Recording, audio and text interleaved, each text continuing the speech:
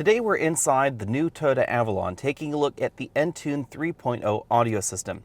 You'll find this new infotainment system in the 2019 Avalon, 2019 Corolla hatchback, and the upcoming 2019 Toyota RAV4.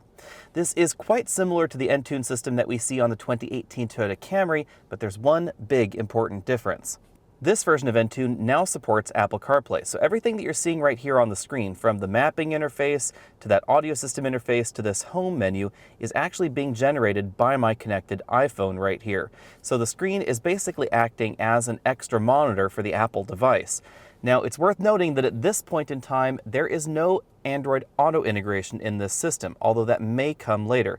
Toyota has not said why there is no Android Auto integration. However, I suspect that it may have to do with the fact that the Apple iPhones at the moment control a slightly larger share of the market as far as phones that are capable of doing this kind of display technology. Although there are more Android smartphones out in the world at the moment, not every Android phone supports Android Auto. That said, obviously Android Auto is a pretty big omission from this system, so hopefully Toyota will add it relatively soon. One of the key differences between this and some of the competition's infotainment systems are that we have physical buttons on each side of the screen. That makes direct access a little bit easier, whether you're trying to get to the map interface right like that, or the phone interface, be it either the Bluetooth phone interface or your connected Apple CarPlay interface. You can always hit the home button to get right back to that home screen. If you're listening to a connected media device, it will pull up the native interface first, and then if you want to move over to Apple CarPlay, we can just simply hit that button, and then we get the CarPlay interface screen.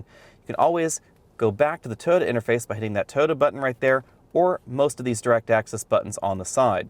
The audio button will again take you to this same screen right here, or the source selection, depending on how many times you press it. And then we have the map interface that takes you on to the vehicle's built-in mapping interface. This is optional with this particular system, but a nice hallmark is that all versions of this new Entune 3 audio system support CarPlay. So even if you don't choose to get factory navigation, you will have the ability to connect your smartphone and have smartphone-based navigation. We then have track forward, backward on the right, a phone button, which again takes us over to that Apple CarPlay interface, and an apps button that doesn't work because I have CarPlay connected to the system at the moment. I've disconnected that Apple iPhone and I've now connected an Android phone so you can see what the Entune app suite would do. This would of course work with an iPhone if you'd prefer to use that instead of CarPlay. These apps are actually built into this system. So we have Pandora, iHeartRadio, Slacker, Fuel Finder, Sports Stocks, etc. These are apps that are actually running on this infotainment system, but they're drawing their data from the connected smartphone. In addition to offering connected smartphone services, you'll notice that we have two different signal status icons right here on the top. That's because the system now features a built-in cellular modem. This allows Entune 3 equipped vehicles to offer connected services like remote car start, stop, unlock, climate precondition, and find my car. Although obviously the omission of Android Auto will upset some shoppers, I think the inclusion of Apple CarPlay really shows that this is going in the right direction for Toyota. They've been fairly resistant about those connected smartphone services, so it's only a matter of time till the Android phones join the party.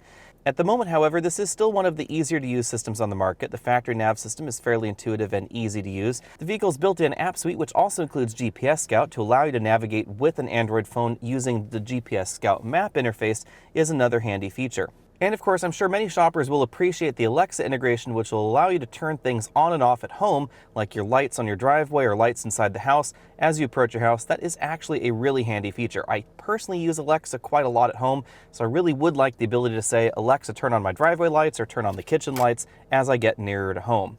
Thanks for taking the time to check out this video. Be sure and check out our initial review on the 2019 Avalon and the 2019 Corolla hatchback.